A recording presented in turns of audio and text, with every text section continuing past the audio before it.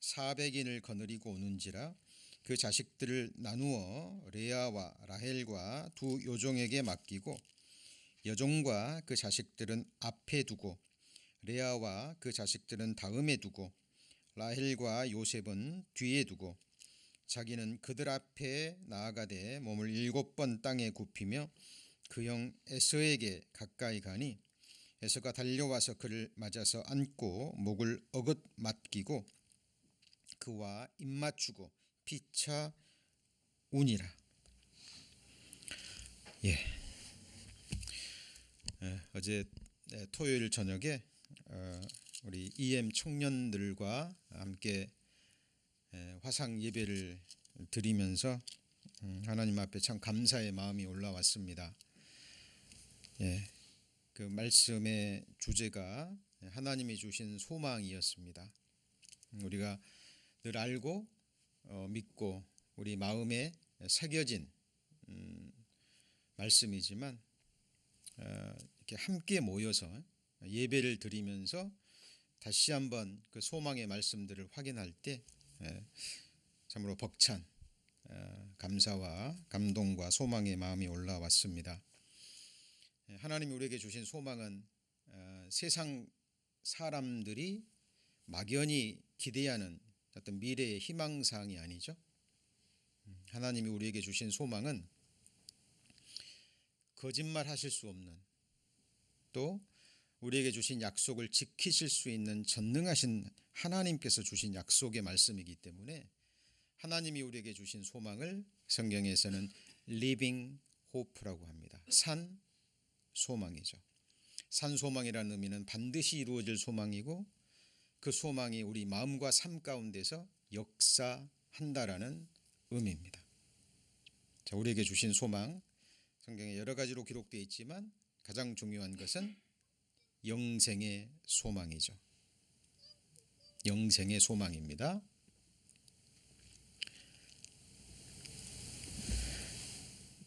그리고 그 영원한 생명이라는 의미가 성경에 두 가지의 영생이 나오는 거 아시죠? 구원받지 못한 사람들도 영원히 사는 거 아시죠? 네. 구원받지 못한 사람들도 부활의 몸을 입는 거 아시죠? 네. 구원받지 못한 사람들도 무궁한 부끄러운 몸을 입고 심판의 부활의 몸을 입고 지옥에서 영원히 삽니다. 그런데 우리 그리스도인들은요, 주님의 영광의 몸과 같은 그 부활의 몸을 입고 하나님의 생명을 가지고 그 아름다운 천국에서 다시는 눈물도 죽음도 슬픔도 아픔도 없는 그 영원한 새하늘과 새 땅에서 영원히 복되게 사는 소망이죠. 한번 생각해 보십시오. 물론 천국은 시간이 사라져 버린 곳이지만 우리 인간의 개념으로 생각하면 수십억만 년, 또 수십억만 년이 수없이 영겁의 시간이 지나가도 내가 여전히 살아있다고 생각해 보세요. 그것도 그냥 사는 것이 아니라 영광스러운 나라에서 하나님과 하나님의 백성들과 함께 영원히 복된 사랑의 교제를 나누면서 영원히 살아간다라는 그 소망을 한번 생각해 보시죠. 그것이 우리의 막연한 기대가 아니잖아요. 우리가 하나님 앞에 요구한 것도 아니고 부탁한 것도 아니고 하나님께서 우리에게 우리를 너무 사랑하시기에 우리에게 일방적으로 주신 약속의 말씀입니다. 자, 그래서 저희들 이 흙에 속한 몸을 입고 이 세상에 살아가는 7, 80의 생애는 영혼이라는 그 삶에 비하면 순간의 의미도 지니지 못합니다. 그리고 우리 경험했잖아요. 이 세상에서 누릴 수 있는 즐거움, 부귀 영화, 어떤 즐거움도 천국의 기쁨에 비하면 쓰고움에 불과합니다. 잠시 지나가 버리는 거죠. 이것저것 소유해 봤지만 잠시 우리의 마음을 위안을 줄 뿐, 또 조금 지나면 우리가 소유하고 있는 것들이 정말 아무것도 아니라는 것을 깨닫게 됩니다. 그래서 특별히 지금 팬데믹으로 인해서 저희들 여러 가지 어려움과 고난을 겪고 있고, 또 육신을 입고 이 세상을 살아간다는 것 자체가 모세가 언급했던 것처럼 수고와 슬픔뿐입니다. 그래서 저희들 하나님의 말씀을 배우면서 하나님이 우리에게 주신 소망이 무엇인지 확인하시면서 그 소망을 품고 정말 이 세상을, 그리고 우리의 육신과 우리의 죄성을 넉넉히 이겨가는 참으로 승리하는 그리스도인이 되시기를 축원합니다. 영생의 소망일 뿐만 아니라 앞에 있는 소망이고 위를 향한 소망이죠. 네. 자, 오늘도 우리가 말씀을 배워 가시면서 우리를 책망하는 말씀도 있을 겁니다. 우리의 마음속에 깊은 것을 드러내주는 말씀도 있어요. 그러나 하나님이 그렇게 하시는 것은 우리를 결국은 하나님 안에서 완전한 자로 세우기 위함입니다. 우리 앞에 걸려있는 골로새서 1장 28절이 우리 처치 에브리원이 존재해야 되는 이유와 목적을 담고 있는 미션에 해당되는 말씀이죠. 우리가 그를 전파하여, 예수 그리스도가 전파되는 거죠. 그리고 각 사람을 권하고 각 사람을 모든 지혜로 가르치면 각 사람을 그리스도 안에서 완전한 자로 하나님 앞에 세우기 위함입니다.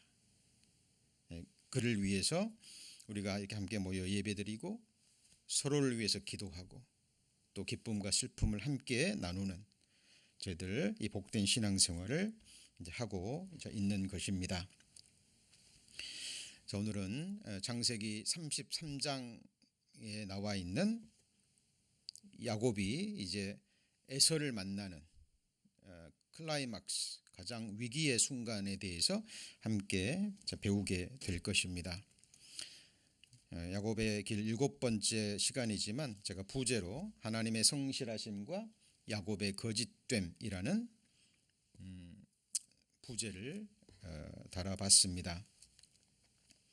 몇 년 전에 제가 논문을 쓰기 위해서 그 도서관에서 책을 고르다가요, 그 눈에 띄는 재미있는 책의 제목이 눈에 확 들어왔습니다. 그 켄터키 대학의 한 교수님이 쓴 책인데 제목이요, 재밌습니다. 샘통의 심리학. 뭐의 심리학이라고요? 샘통의 심리학이다. 심리학인데요, 부제가 타인의 몰락과 고통을 즐기는 은밀한 본성이라는 부제가 붙었습니다. 그리고 유명한 정치인의 추문, 잘 나가던 연예인, 잘 나가는 그런 운동선수들이 어떤 한 가지 사건에 의해서 한순간에 몰락하잖아요.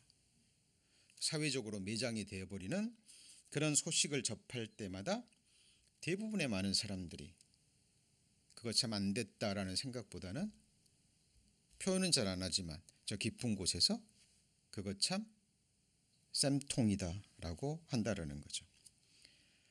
그러면서 왜 타인의 불행을 곱씹을수록 그렇게 우리 마음속에 통쾌함이 올라오는가 라는 질문으로 그 책이 시작합니다. 그래서 제목이 너무 재밌어서 서서 한 10여 분간 후루룩 넘겨서 읽어본 기억이 납니다. 자, 그 심리학자가 하나님을 믿는 사람이고 성경을 아는 사람인지는 모르겠어요. 그러나 학자이기 때문에 하나님이 주신 이성으로 또 자기가 공부한 그 전문 분야의 책들을 통해서 인간 속에 들어있는 그 깊은 부분을 끄집어내고 있고, 그리고 그것이 성경과 하나님이 말씀하시는 부분과 맞다라는 것은 분명한 사실입니다. 하나님도 우리 마음속에 깊은 걸 보셨죠? 그리고 만물 가운데 가장 부패하고 더러운 것이 뭐라고 얘기합니까? 네? 내 마음이라고 얘기합니다. 사람의 마음이라고 이야기를 합니다. 하나님은 이미 이걸 보셨고 기록하시고, 우리는 또 태어나서 살아가면서 또 우리 특별히 구원받고 이제 성경을 배워가면서 나에 대해서 정확하게 알아가게 됩니다. 그래서 하나님을 알고 자기를 아는 지식에서 자라가게 되면 이제는 자기를 의지하는 게 아닙니다. 자기 능력, 자기 지식, 자기 삶의 경험, 자기가 가지고 있는 명예, 권세, 부, 건강 이런 것들을 의지하는 것이 아니라 더욱더 성경의 하나님, 살아계신 하나님만을 의뢰하는 쪽으로 우리의 마음이, 우리의 시선이 넘어갑니다. 지금 우리가 살고 있는 시대는 온 세상의 뉴스를 이 셀폰 하나로, 클릭 하나로 접할 수 있는 인터넷 시대입니다. 그렇죠? 그래서 지구상에 있는 그런 소식들이 우리 눈앞에서 실시간으로 확인이 되잖아요. 그리고 아까 말했던 것처럼 그런 어떤 유명인들의 추문이나 어떤 사건을 접하게 되면 그 사건 기사가 난 밑에 댓글들 한번 읽어보셨죠? 심한 표현으로 말하면 융단 폭격이 쏟아집니다. 그렇죠? 물론 공인입니다. 세상에 영향력을 지닌 공인이기 때문에 그들은 더더욱 조심하는 것이 맞죠. 왜냐하면 그들의 어떤 범죄와 생각, 행동 하나가 많은 영향력을 끼치기 때문에. 그런데 그런 부분은 이해가 됩니다. 그런데 문제는 세상 사람들이 그런 사건을 보면서 위로를 받는다는 거예요. 그리고 그런 사람들과 비교하면서 나는 저 사람들처럼 위선적이지는 않아. 저 사람처럼 유명한 사람은 아니고 저 사람처럼 권세와 명예와 부가 있지는 않지만 저렇게까지 위선적인 삶은 살지는 않는다라고 자신을 위안하고 그들과 차별을 두게 됩니다. 문제는 성경적으로 보면 그런 부분이 이제 문제가 되는 거예요. 이게 무슨 말이냐면 사람들은 세상 사람들, 악한 사람들을 보고 그런 범죄자들을 보고 나는 저 사람들보다는 선해. 나는 저런 악한 죄를 범하는 사람보다는 괜찮은 사람이야. 라고 자기를 높이면서 거기서 위안을 얻는다는 사실입니다. 예를 들어볼까요? 몇 달 전으로 기억이 됩니다. 한참 동안 뉴스와 인터넷에 시끄러웠죠. 그 하버드대 출신 SNS 스타 그 유명한 해민 스님인가요? 기억하십니까? 예. 하버드대 나왔으니까 유명한 사람이겠죠. 대학에서 강단에서 섰다라고 그럽니다. 그런데 스님이 돼가지고 그 무소유의 행복이라는 그 말을 하면서 사람들의 이제 마음을 얻었던 스님이죠. 그런데 이제 이 사람이 스타가 되다 보니까 강연도 많이 다니고 책도 쓰는 것마다 베스트셀러가 돼가지고 300만 권 이상이 팔렸다 그래요. 책을 써가지고 수십만 권만 팔려도 굉장한 그 인세가 들어옵니다. 근데 300만 권이면 굉장히 큰 돈이 들어오는 거죠. 그리고 한번 강연할 때마다 500에서 1000 가까이 받았다 그래요. 근데 1년 내내 일주일에 두세 번, 서너 번씩 어떨 때는 풀로 몇 년 동안 그렇게 강연 스케줄이 쌓였대요. 그리고 사람들에게 도움을 준다는 명목으로 이렇게 명상의 어떤 그 프로그램도 하고 앱도 만들고 그래가지고 돈을 굉장히 많이 벌었나 봐요. 스님이니까 무소유를 강조했던 사람이니까 그런 돈을 가지고도 불자들을 위해서 쓰겠지라고 사람들은 믿었겠죠. 스님이 좋은 일 하면서 막 드러내고 하지는 않잖아요.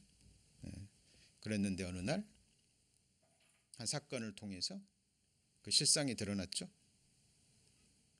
남산이 보이는 곳에 좋은 집을 가지고 있고 뉴욕 브루클린에도 아파트를 가지고 있고 그리고 하는 사업마다 다 이익을 얻는 비즈니스를 해서 그 사람들의 질타를 받았습니다. 그러면서 사람들은 나는 저 사람 같지는 않아. 돈을 사랑하고 나도 탐욕이 있지만 저런 사람은 아니야 라고 위안을 합니다. 그런데 우리가 정말 성경을 통해서 알아야 될 것이 뭐냐면 하나님이 말씀하시는 것은 우리의 비교 대상은 사람이 아니라는 겁니다. 하나님께서 여러분을 심판하시고 판단하실 때 누구를 기준으로 판단하셔요? 하나님 자신입니다. 내가 거룩하니 너희도 거룩하라. 하나님께서 하나님의 형상대로 사람을 만드셨거든요.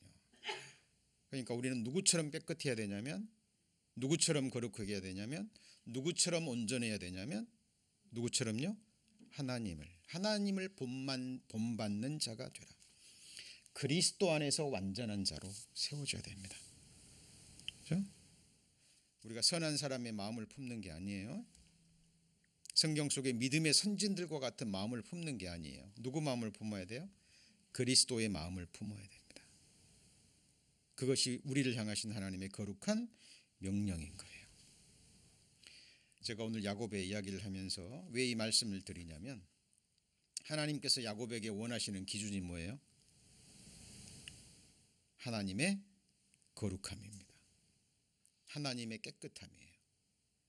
하나님처럼 거짓됨이 없는 야곱을 하나님은 만드시길 원하십니다.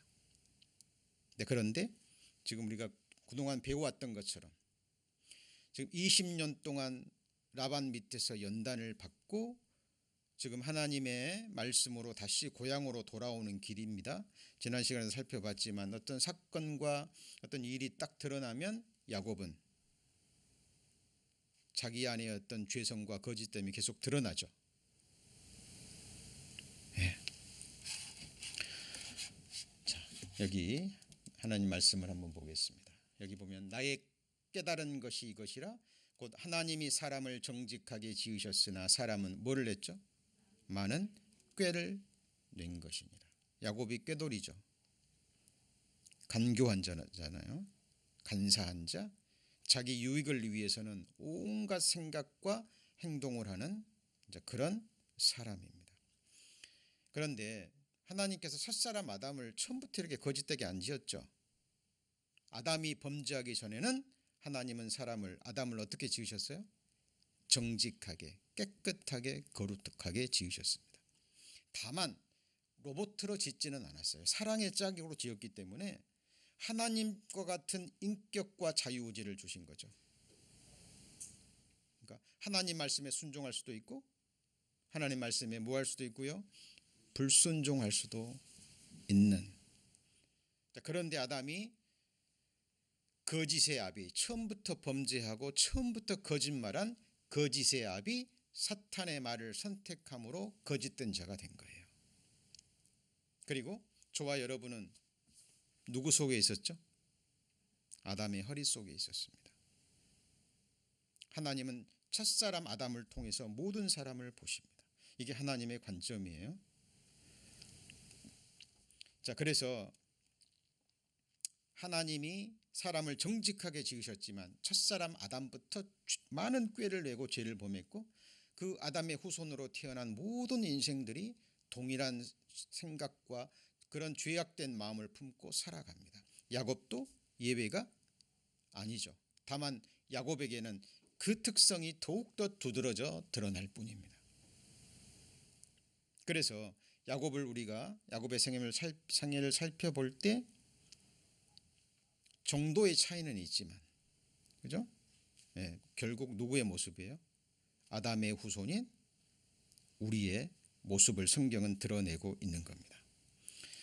여러분, 죽은 파리가 향기름으로 악취가 나게 하는 것 같이 적은 우매가 지혜와 종기로 어떻게 하죠? 피하게 하느니라. 맞는 이야기죠. 사람은 이런 존재예요. 사람의 인격이라는 것은 이런 존재입니다.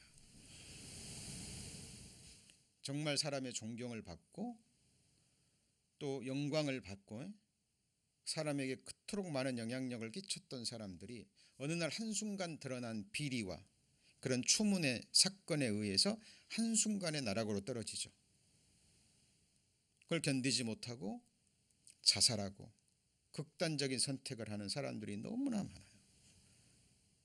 여러분, 아무리 비싼 향기름, 비싼 향수는 뭐 억이 넘어간 것도 있답니다. 저는 도저히 안 믿어지는데 있다 그래요. 그런 비싼 향수에 이물질 하나 들어가면 그 향수는 못 쓰는 거죠. 우리도 마찬가지입니다. 우리는 하나님의 모든 율법을 온전히 지켜야 될 그런 존재로 창조되어진 거예요. 호리만한 허물도 죄도 하나님은 허락지 않으셔요. 이건 하나님이 너무하신 게 아니라 하나님이 우리를 존귀히 보신다는 증거입니다.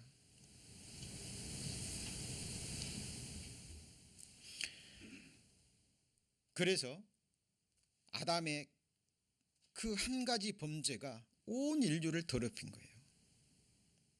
지금 왜 우리가 늙어가야 됩니까? 이렇게 왜 우리가 몸이 아파야 되죠?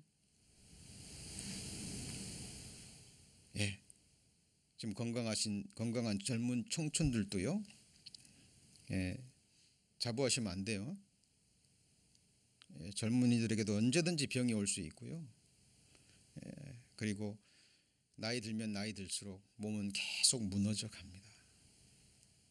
왜냐하면 우리가 살고 있는 첫 번째 세상, 첫 번째 창조의 세계는 아담의 범죄로 인해서 이미 사탄에게 넘어가고 하나님이 처음 세상은 멸망시키기로 하나님이 작정하셨기 때문입니다. 이것을 거스릴 사람은 아무도 없는 거예요. 그렇죠? 자, 성경 속의 믿음의 선진들은 이 사실을 깨닫고 살아갔습니다. 내가 경급 중에 이르기를 모든 사람은 거짓말장이라. 사람은 다 거짓되되 오직 누구는요? 하나님은 참되신 거예요. 기록된 바 의인은 없나니 하나도 없습니다. 그런데 성경의 하나님은 참되시고 성경의 하나님은 정직하시고 성경의 하나님은 진실하셔요. 성실하십니다. 신실하십니다. 지금 야곱의 생애를 공부하면서 야곱을 다스리시는 하나님의 성실하심을 우리는 그동안 배웠고 오늘 말씀을 통해서도 배울 겁니다. 여러분, 하나님은 우리에게 정말 진실되신 분입니다. 진실함을 영원히 지키시는 분이에요.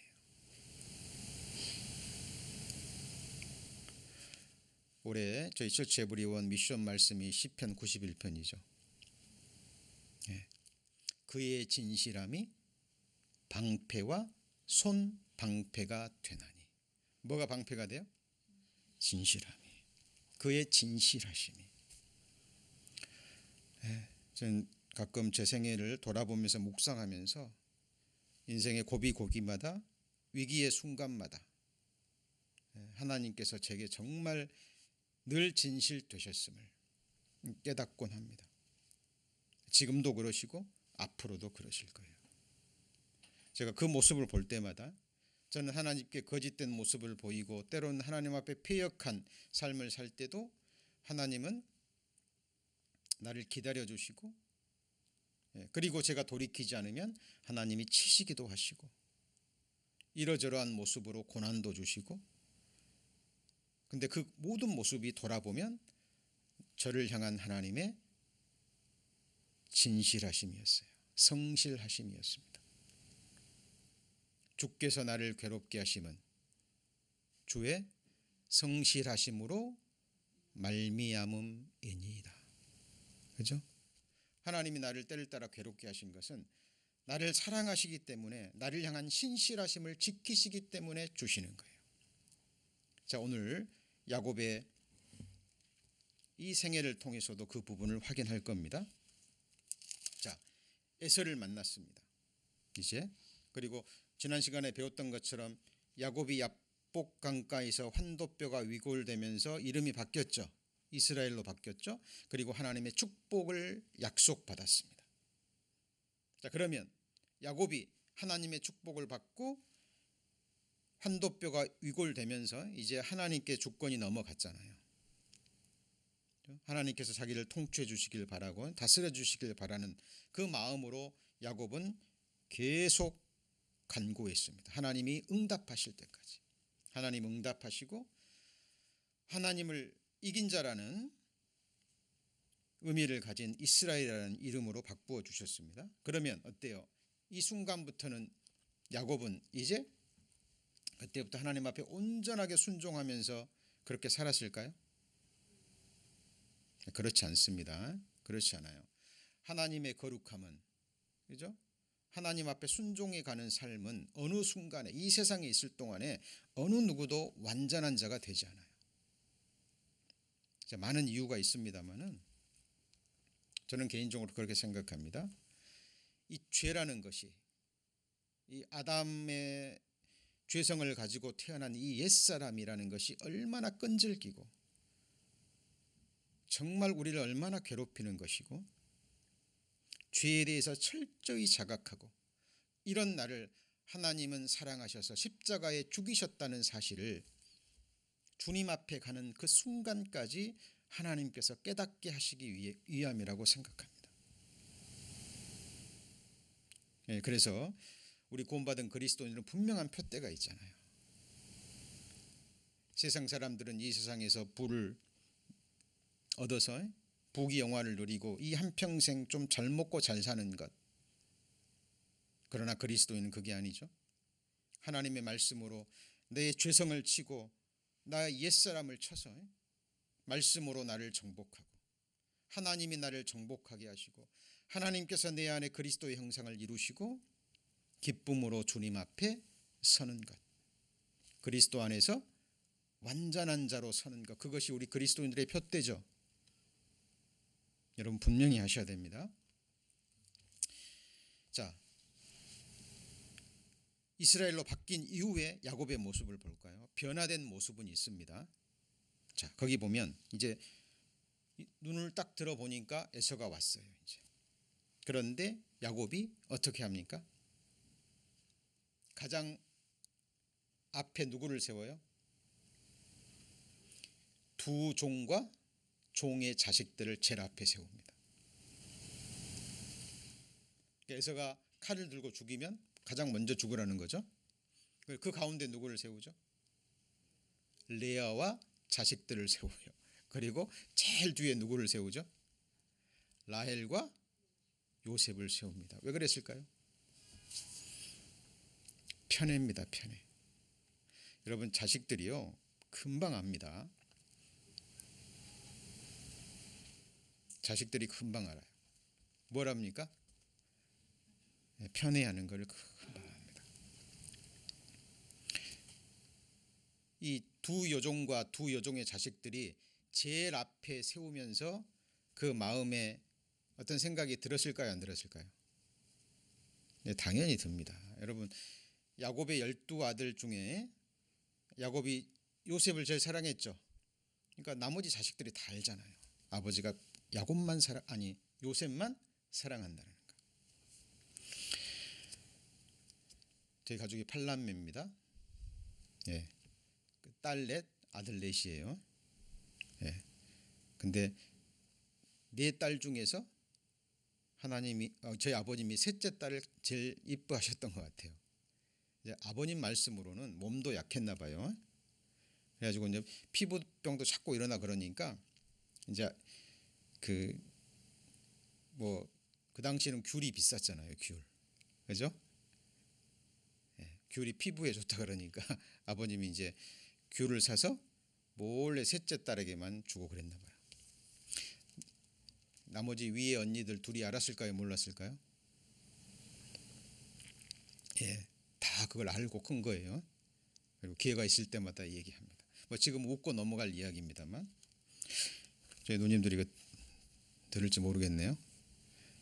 네, 자식들이 편애하는 걸 알아요, 몰라요? 압니다. 자, 보세요. 이 이제 야곱의 자식들이 이제 많이 컸거든요. 위에 큰 자녀들은 여러분이 종의 자녀들이라고 생각했는데 굳이 그 종과 종의 자녀들을 가장 앞에 세운 이유를 알았을 때 마음이 상처가 있었겠죠. 자, 그런데 달라진 게 있습니다. 야곱이 이제는 제일 뒤에서 먼저 자기 부인들 자식들을 아련케 하고 이제 마음을 누그러뜨린 다음에 마지막에 나타난 게 아니라 이번에는요. 비록 그렇게 세우긴 했지만 가장 앞에 나가요. 좀 변화된 모습이 보이시죠? 그런데 놀라운 반전이 일어납니다. 에서가 와서 반갑게 맞이하고 환대해주고 서로 입을 맞추고 화해하는 극적인 장면이 이루어집니다. 하나님의 성실하심이에요. 야곱의 꾀 때문에 그래요? 하나님께서 에서의 마음을 누그러뜨렸기 때문에 그럴까요? 자, 하나님이 성실하시다는 것은 하나님이 야곱에게 주신 약속의 말씀에 성실하신 거예요. 창세기 18장 15절에 내가 어디로 가든지 너를 지키며 너를 이끌어 이 땅으로 돌아오게 할지라 내가 내게 허락한 것을 다 이루기까지 너를 떠나지 아니하리라. 돌아오게 한다고 하고 지키게 했다고 약속하셨잖아요. 그걸 지금 그 약속하신 말씀을 충실하게 지키시는 하나님의 성실하심입니다. 자, 그런데 뒤에 보면은 조금 슬픈 장면이 나옵니다. 이 에서가 야곱을 부를 때는 내 동생아라고 불러요. 근데 야곱은 주라고 부릅니다. 그 자기를 종이라고 여겨요. 물론 형님이라는 말이 두 번 나옵니다만 원어에는 형님이 아니라 그 2인칭으로 의미하는 거예요. 앞에 주로 불렀거든요. 주로 부르고 그에 대한 2인칭으로 부르는 거니까 역시 주라는 의미예요. 그리고 자기를 종이라고 그래요. 그리고 7번 절합니다. 그러니까 야곱이 얼마나 두려워했었는지, 그렇죠? 그러니까 철저히 자기를 낮추는, 이게 겸손해서가 아니라 살기 위해서 야곱의 어떤 세상적인 의미의 지혜라고 볼 수 있죠. 자, 그리고 거기 보면 마음에 없는 말을 또 합니다. 하나님을 보는 것이 누굴 얼굴을 보는 것 같다 그랬나요? 10절에 보시면 내가 형님의 얼굴을 배운즉 하나님의 얼굴을 본 것 같사오며. 진심일까요? 거짓일까요? 거짓입니다. 그죠? 말은 이렇게 합니다만 여전히 야곱은 에서를 믿지 않습니다. 어떻게 할 수 있나요? 에서가 이제 돌아가자, 나랑 같이 돌아가자. 그랬더니 먼저 가소서, 나도 뒤따라 가겠나이다. 자, 라고 합니다. 에서가 살던 곳은 세일이거든요. 세일 땅으로 먼저 가소서, 나도 천천히 형 에서가 고하는 곳으로 가겠습니다. 말만 하고 가지 않았습니다. 자, 그리고 이 위기를 이제 넘어갑니다. 하나님의 도우심으로 넘어갔어요. 자, 이 순간 이제 야곱에게 모든 장애물, 야곱이 두려워했던 모든 장애물들은 해결이 됐습니다. 라반과도 화해가 됐죠. 가장 두려워했던 것은 에서의 칼이었습니다. 그런데 그것도 이제 어찌됐든 화해를 한 거예요. 그리고 야곱이 주는 그 많은 짐승과 종들을 받고, 물론 하나님이 그 마음을 이제 녹여주셨지만 결국 화해를 했습니다. 이제 어려움이 없어졌어요. 고향으로 돌아가는데 처음으로 야곱이 하나님 앞에 서원 기도하고 단을 쌓았던 베델로 돌아가는데 이제 장애물이 있어요, 없어요? 없죠. 자, 그렇다면 이때 야곱은 어떻게 해야 됐을까요? 가장 먼저 해야 될 게 하나님께 감사와 찬양을 드리고, 그리고 여기서 즉시 베델로 가야 돼요. 왜냐하면 약속했잖아요. 하나님께 소원 기도를 드렸죠. 무사히 돌아오게 하면 내가 11조를 드릴 것이고, 무사히 돌아오게 하면 내가 이 베델에 세운 이 돌단이 하나님의 전, 하나님의 집이 되게 할 거라고. 그렇다면 야곱은 그 약속의 말씀을 기억하고 신실하게 자기가 소원한 그 기도대로 하나님을 향한 진실함을 지켰어야 돼요. 여러분, 하나님은 인격적인 존재입니다. 그런데 야곱은 이제 위험이 딱 사라지니까, 그 전에는 막 온갖 꾀를 부리고 그리고 나서 하나님께 막 기도하고 그랬죠. 근데 이게 해결되고 나니까 하나님은 까맣게 잊어버립니다. 자, 그리고 보세요. 16절. 이날에 에서는 어디로 회정했죠? 세일로, 이스라엘 남쪽입니다. 돌아갔고, 야곱은 어디로 이르렀습니까? 숫곳입니다. 숫곳. 자, 여기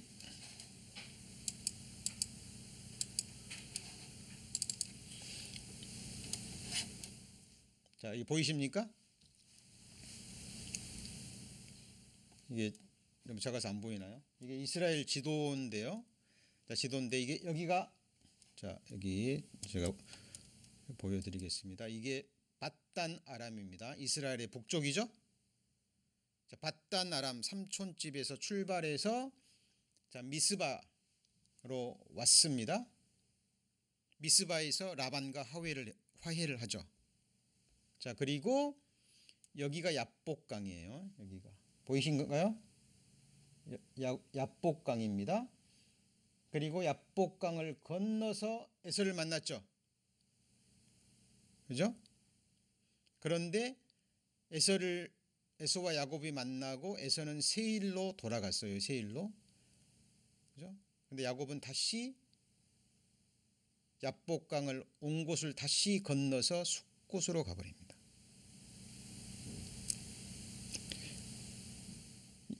여기 야복강이에요. 에서와 어디서 만났어요?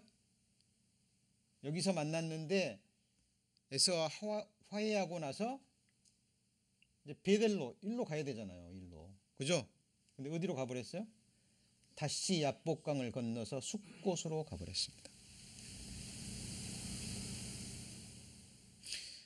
자, 야곱이 좀 지치기도 했겠죠. 그죠? 자, 인간적으로는 이해가 됩니다. 그리고 거기 보세요. 17절. 야곱은 숫곳에 이르러 누구를 위하여 집을 지었어요? 자기를 위하여 뭘 짓죠? 집을 짓고 짐승을 위하여 우릿간을 지은 고로 그 땅 이름을 숫곳이라 하고. 자, 이게요, 우릿간이 숫곳이에요. 이게 숫곳이 원어 숫가라는 그 원어하고 비슷한 건데 중국어 성경을 번역했기 때문에 숫곳으로 번역된 거예요. 이걸 이제 성서 문학에서 말하는 언어 유희라고 얘기해요. 언어 노름. 똑같은 말인데 지금 숫곳을 몇 번 얘기했어요? 3번 얘기합니다. 숫곳에 이르러 자기를 위하여 집을 짓고 짐승을 위하여 뭘요? 우릿간. 숫곳이 우릿간이라는 의미예요.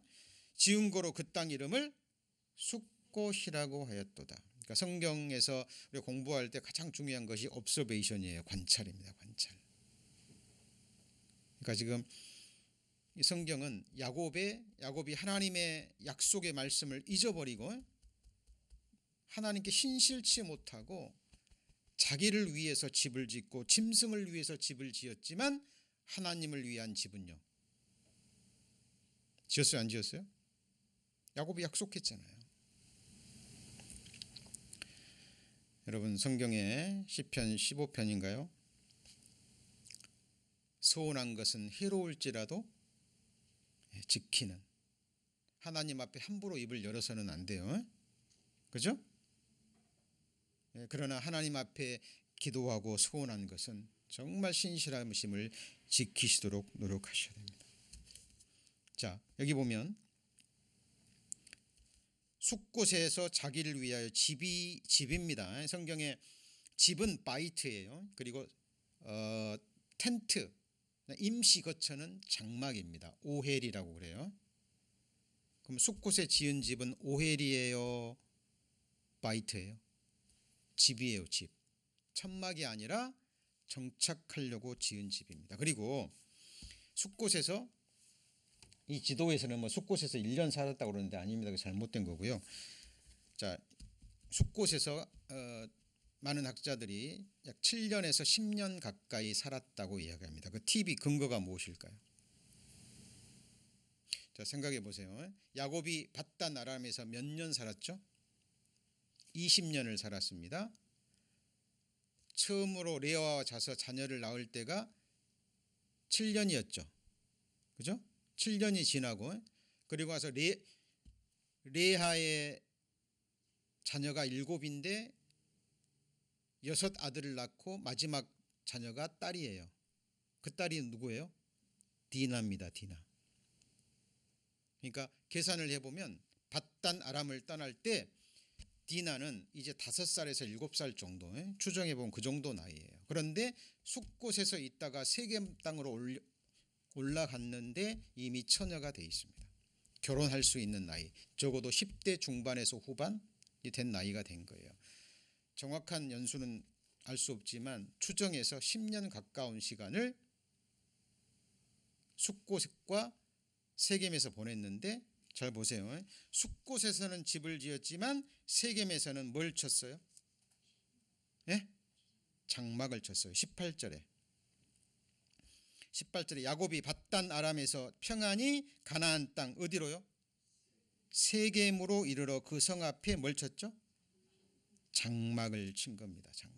그러니까 이제 숫곳에서는 집을 짓고 꽤 오랫동안 살면서 어린 소녀였던 디나가 이제 성숙해진 거죠. 적어도 한 10년 가까이 살았습니다. 그때 이제 야곱은 생각이 났겠죠. 아, 내가 하나님께 소원 기도했는데 하나님을 잊고 산 거야. 숫곳에서 있는 동안 야곱은 육신적으로 평안하게 지냈습니다. 어떻게 지냈어요? 평안히. 그래서 숫곳에서 세겜 땅으로 넘어올 때 어떻게 넘어왔어요? 평안히. 육신적으로 보면 이 숫곳에서 있었던 평안한 그런 시간이 야곱에게는 없었죠. 그런데 이것이 야곱에게 독이 됩니다. 여러분, 그리스도인들이요, 이 세상에 하나님이 어떤 평안의 시간, 평강의 시간을 주시기도 합니다. 그러나 그때 정말 깨어 있으셔야 됩니다. 그리고 그 평강의 시간, 평안의 시간을 육신적으로 활용하시면 안 돼요. 자, 하나님이 지금 야곱을 오래 참고 계시죠. 여러분, 10년 가까운 디나가 어린 소녀에서 이제 숙녀가 될 때까지가 적은 시간입니까?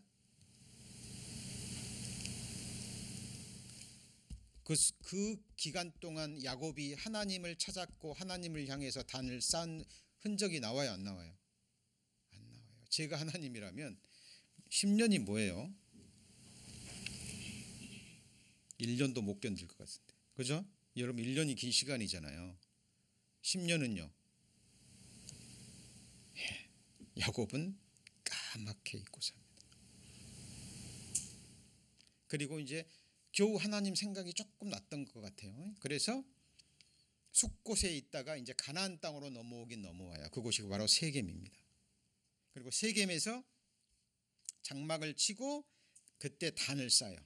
20절에 거기 단을 쌓고 이름을 엘렐로헤이스, 이스라엘, 엘렐로헤 이스라엘, 이게 이스라엘의 하나님이라는 의미입니다. 그러니까 이제 아브라함의 하나님, 야곱의, 이삭의 하나님, 그 다음에 누구의 하나님이에요? 이스라엘의 하나님. 이스라엘이 누구예요? 자기. 약 10년 가까이 숫곳에 평안히 살다가 이제 하나님 생각이 조금 난 거예요. 그래서 우리 조상의 땅으로 돌아가야지라는 마음이 들어서 가나안 땅으로 넘어갔는데 야곱이 하나님께 소원한 베델 땅은 아니었어요. 그리고 어디에 머물러요? 세겜에서 장막을 딱 치고 그리고 장막 친 그 땅을 돈 주고 삽니다. 왜 사요? 정착하려고. 감사합니다. 정착하려고. 베델은 잊어버린 거예요. 누가요? 야곱이.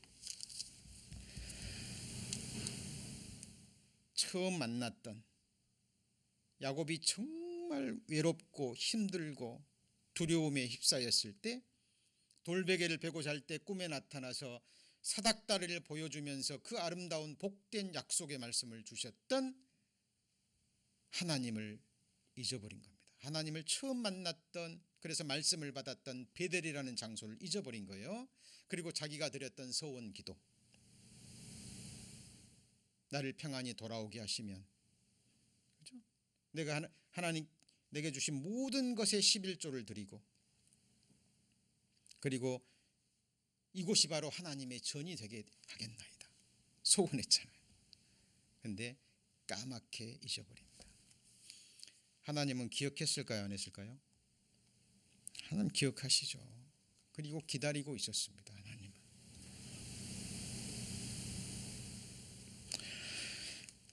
여러분, 하나님은 우리 눈에만 보이지 않을 뿐이지 정말 살아계신 하나님이셔요.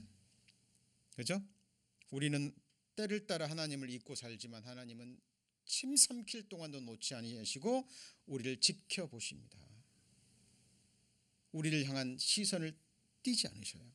우리 마음의 깊은 생각 하나하나까지도 하나님은 다 관심을 두고 지켜보고 계십니다.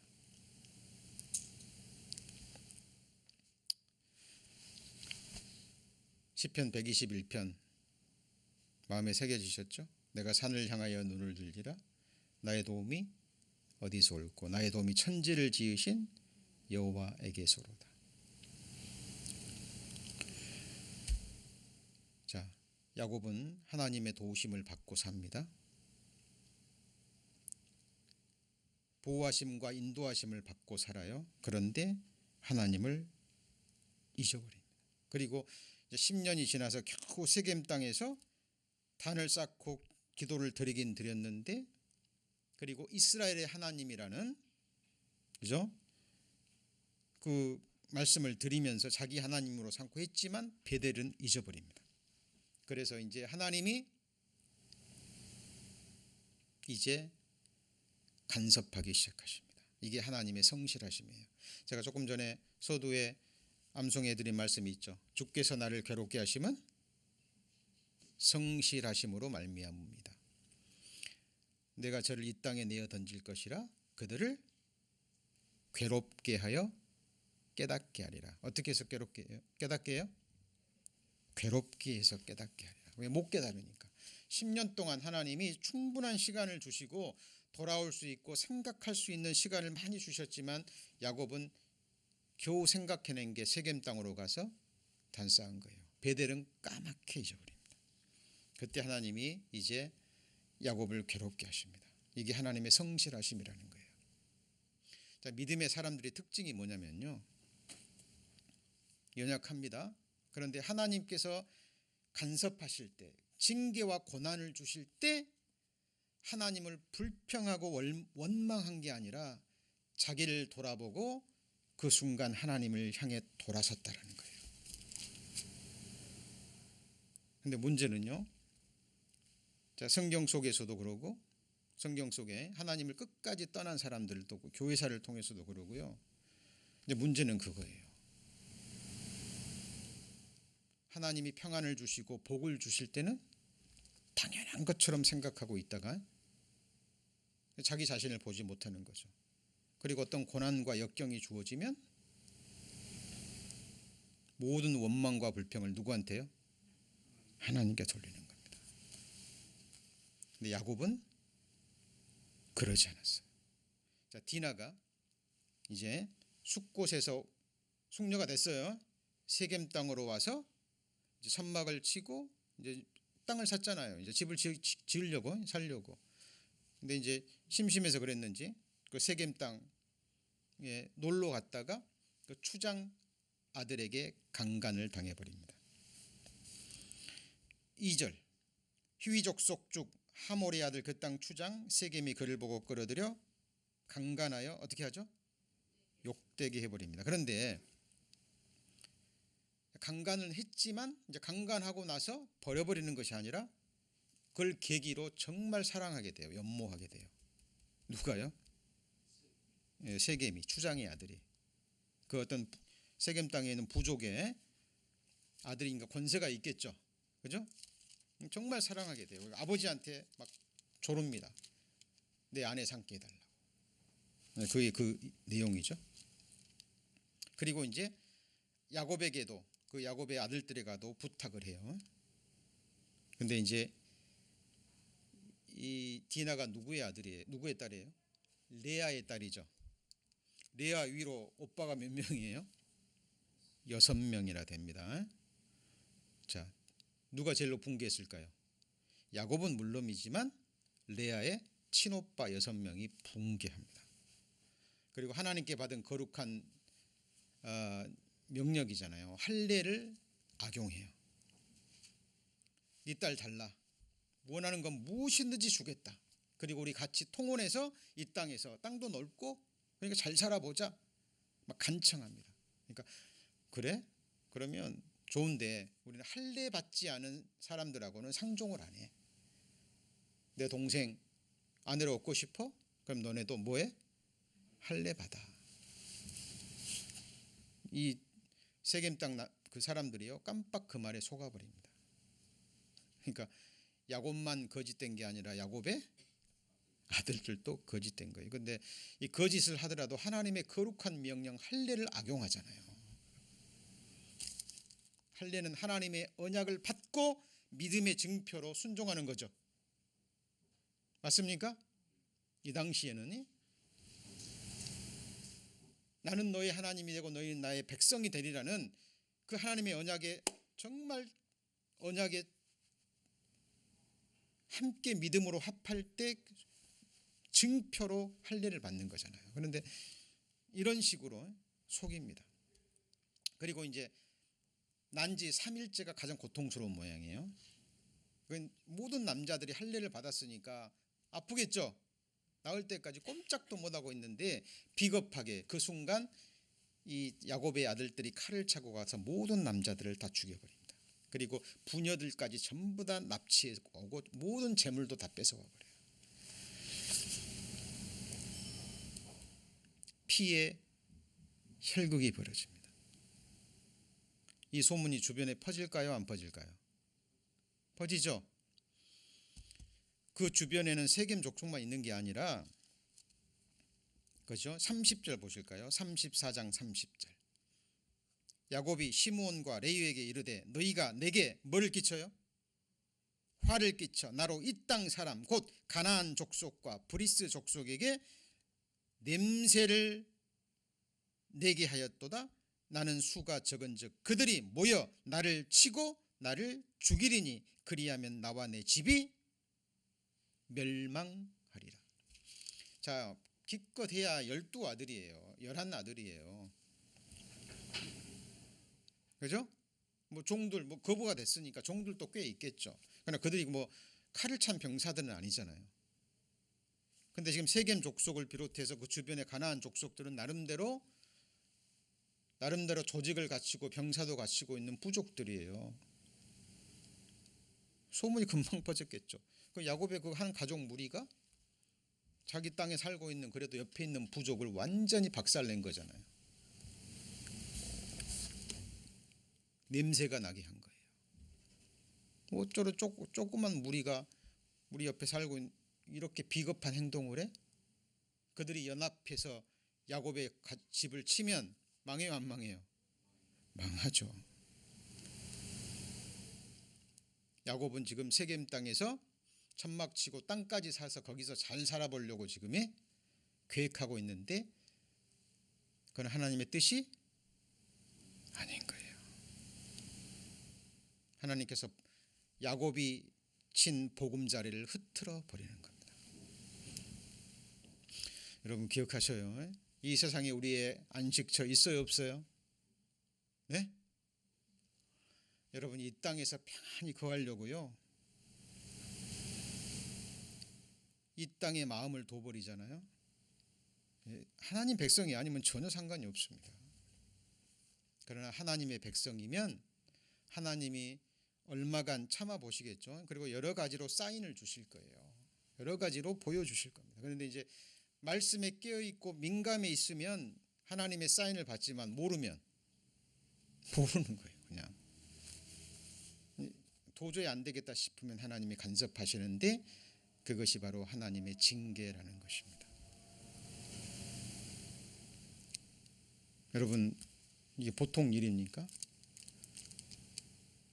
야곱에게 하나밖에 없는 딸이에요. 물론 요셉도 사랑했지만 디나 이뻐했을까요? 안 이뻐했을까요? 네?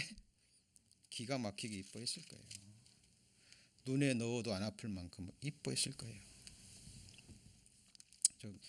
한국에서도 아들을 낳기 위해서 자녀를 많이 낳는 가족도 있지만요, 딸 낳기 위해서 자녀를 많이 낳는 가정들도 있습니다.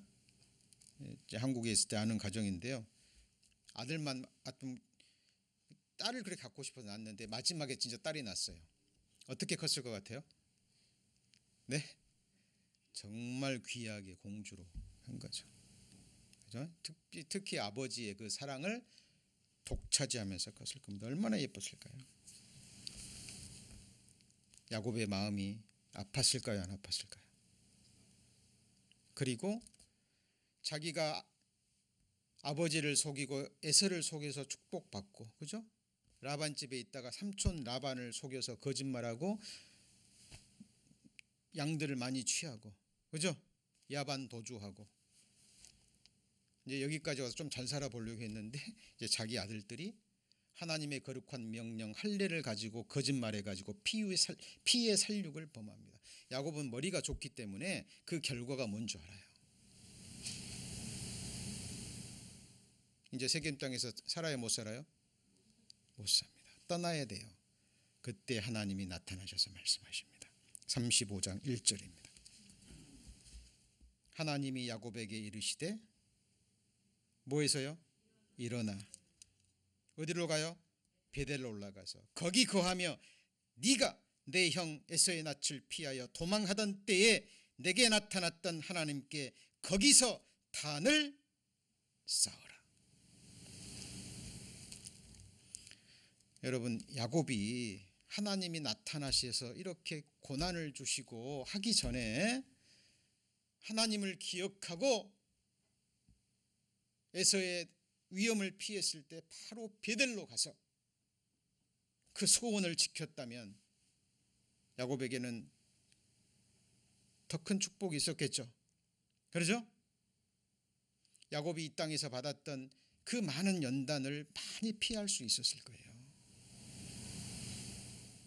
근데 인간은 어리석습니다. 저도 그런 부분들이 많지만 한번 돌아보세요. 어떤 위경의 순간 이 문제만 해결되면 좋겠다, 간구합니다. 간절히.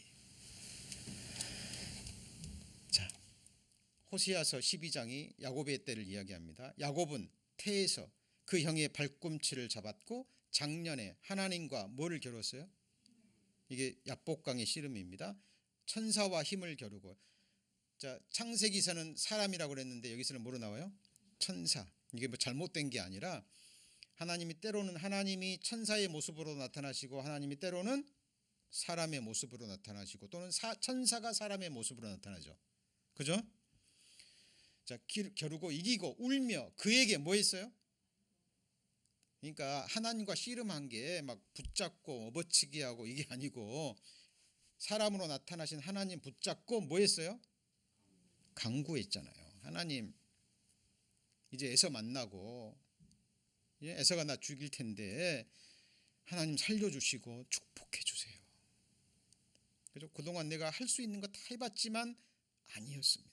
이거 해결해 주세요. 간구해서 하나님이 들어주셨죠. 근데 까맣게 잊어버립니다. 그리고 하나님은 어디서 저를 만났어요? 숫곳에서 만났어요? 세겜에서 만났어요? 하나님은 처음 만났던 그 장소에서 야곱에게 성실하게 약속의 말씀을 지키셨던 살아계신 하나님, 전능하신 하나님 앞에 나와서 단을 쌓고 제사를 드리고 감사의 기도를 드리는 그 순간을 기다리셨던 거예요. 10년이 넘게. 안 돌아오니까 고난을 준 거죠. 근데 중요한 건 그거예요. 야곱이 믿음의 사람으로 히브리서에 기록된 많은 이유 중에 하나가 그겁니다.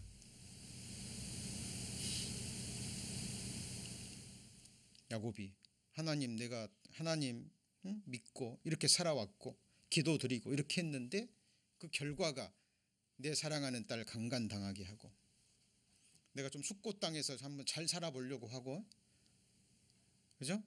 이제 세겜 땅에서 하나님께 제사도 드렸잖아요. 세겜 땅에서 단 쌓았죠? 근데 그거 하나님 받으셨어요, 안 받으셨어요? 안 받으셨어요. 하나님이 원했던 장소는 어디예요? 베델이었습니다. 왜요? 야곱이 하나님께 서원했거든요. 무사히 돌아오게 하면 이곳이 하나님의 전이 되게 하겠다. 근데 야곱은 그때 원망하고 불평한 게 아닙니다. 그 고난을 당하고 자기 자식들이 거짓말을 해서 살육의 그 범죄를 저지르고 하나님이 나타나셨을 때 야곱은 자기를 돌아보고 그리고 순종해서 베델로 올라갑니다. 여러분, 우리가 오늘 받아야 될 교훈, 제가 굳이 말씀드리지 않아도 제가 이야기식으로 오늘 말씀을 드려도 성령께서 마음에 교훈과 가르침이 무엇인지 새겨주셨죠? 여러분, 잊어버리시면 안 됩니다. 그런데 보세요. 이때까지 야곱의 가족들, 야곱의 종들이 이방신까지 섬겼다는 걸 알 수 있어요. 35장 1절에 하나님이 야곱에게 이르시되 일어나 베델로 올라가서 거기 거하며 내가 내 형 에서의 낯을 피하여 도망하던 때에 내게 나타났던 하나님께 가서 단을 쌓으라 하신지라. 야곱이 이에 자기 집 사람과 자기와 함께한 모든 자에게 이르되 너희 중에 이방신을 뭐하고요? 버리고. 야곱은 반 거예요. 다 자기 사람들과 자녀들과 종들과 이 사람들이 전부 다 이방신을 섬기고 우상 섬겼던 거 보고도 냅둔 거예요. 야곱이 얼마나 지금 타락하고 육신에 젖어서 육신적인 삶을 살았는지 아시겠죠? 그리고 이제 자기 딸이 강간을 당하고 살육을 범하자 그리고 하나님의 말씀을 듣고 야곱이 번쩍 깨어난 거예요. 지금이라도 깨어났으니까 다행이지, 그죠? 여러분, 하나님을 만홀히 여기시면 안 됩니다. 내가 지금 이렇게 살면 안 되는데, 근데 1년이 지나고 2년이 지나고 괜찮네, 하나님이 이거 다 하실 텐데 아무런 일도 안 일어나네, 뭐 이 정도는 괜찮을까? 여러분, 누구의 속삭임이에요? 하나님의 속삭임이에요. 여러분, 하나님 기다리십니다. 그런데 끝이 있어요. 하나님 우리가 잘못할 때 그냥 막 징계 내리시는 분이 아니에요. 우리 스스로 우리가 돌이켜서 하나님 앞에 나오기를 참아 기다리십니다. 왜냐하면 하나님이 내리시는 징계는 무섭거든요. 근데 하나님을 만홀히 여기고 괜찮네, 뭐 아무 일도 없네, 뭐 일도 잘 되네, 그러다가 덜컥 하나님의 징계 손이 임하면 그때는 늦은 거예요. 그때라도 돌아서야죠, 그죠? 그런데 문제는 그때 하나님께로 돌아서는 게 아니라 더욱더 세상으로 돌아서는 사람도 있다라는 거예요.